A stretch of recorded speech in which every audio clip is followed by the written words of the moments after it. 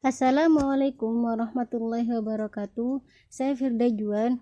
Baiklah, saya di sini akan merangkum tentang kepemimpinan yang kemarin sudah dijelaskan oleh saudari Raffi. Pengertian kepemimpinan.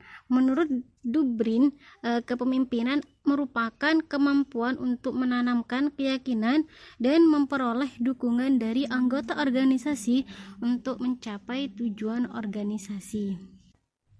Dengan demikian dapat disimpulkan bahwa akan terjadi kepemimpinan apabila di dalam situasi tertentu seseorang lebih menonjol, dapat mempengaruhi perilaku orang lain baik secara perseorangan ataupun kelompok, sehingga dengan penuh kesadaran orang-orang dapat mengikuti apa yang diinginkan pemimpin dalam mencapai tujuan. Sedangkan kepemimpinan pendidikan itu sendiri merupakan suatu proses yang mempengaruhi, mengkoordinasi, dan menggerakkan perilaku orang lain serta melakukan suatu perubahan ke arah yang lebih positif dalam mengupayakan keberhasilan pendidikan. Selanjutnya, keterampilan kepemimpinan. Di sini ada technical skills. Ini pemimpin agar ia mampu mengawasi dan menilai pekerjaan sesuai dengan keahlian yang digelutinya. Yang kedua ada human skill.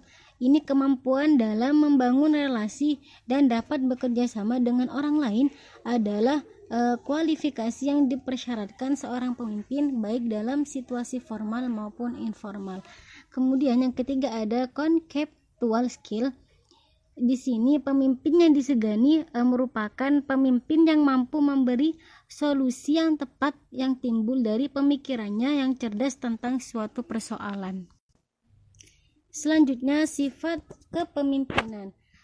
Menurut Hicks dan Gould ada beberapa sifat kepemimpinan, yaitu bersikap adil, memberikan sugesti, mendukung tercapainya tujuan, katalisator, menciptakan rasa aman, sebagai wakil organisasi, sumber inspirasi, dan yang terakhir bersikap menghargai.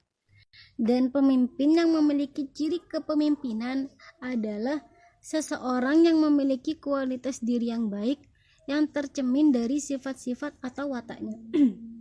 Dan biasanya sifat atau watak yang diharapkan anggota dari pemimpinnya adalah orang yang cerdas, bijak, semangat, tanggung jawab, dan dapat dipercaya. Selanjutnya ada fungsi kepemimpinan. Yang pertama yang berkaitan dengan tugas atau fungsi pemecahan masalah. Yang kedua berkaitan dengan pembinaan kelompok atau fungsi sosial. Nah, jadi fungsi tugas memudahkan dan mengkoordinasikan usaha kelompok dan mendefinisikan dan memecahkan masalah tertentu. Fungsi sosial di sini membantu kelompok berjalan lebih lancar, menengahi perbedaan pendapat, meredam konflik, dan dapat memancarkan perasaan hangat dan empatik kepada anggota. Selanjutnya gaya kepemimpinan. Di sini ada gaya otoriter, ada gaya pseudo demokratis, ada gaya laissez-faire, ada gaya demokratis. Yang dimana gaya otoriter merupakan gaya kepemimpinan yang menekankan pada kekuasaan dan kepatuhan anggota secara mutlak. Nah, jadi pemimpin di sini menjadi penguasa absolut yang selalu mendikte anggota untuk melaksanakan sesuatu sesuai dengan keinginannya. Yang kedua ada pseudo demokratis. Ini gaya kepemimpinan yang menekankan pada penciptaan situasi yang memberi kesan demokratis, padahal pemimpin sangat pandai menggiring pikiran atau ide anggota untuk mengikuti kehendaknya. Kemudian ada laissez-faire. Ini gaya kepemimpinan yang tidak menunjukkan kemampuan memimpin karena ia membiarkan organisasi dan anggotanya melaksanakan kegiatannya masing-masing tanpa dalam satu arah kebijakan yang jelas dari pemimpin. Kemudian yang terakhir demokratis. Nah, ini gaya kepemimpinan yang menekankan pada hubungan interpersonal yang baik.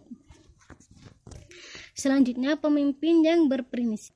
Ciri-ciri pemimpin yang berprinsip selalu belajar terus-menerus, berorientasi pada pelayanan, memancarkan energi positif, mempercayai orang lain, hidup seimbang, melihat hidup sebagai petualangan, sinergistik, dan yang terakhir selalu berlatih untuk memperbarui diri agar mampu mencapai prestasi yang tinggi.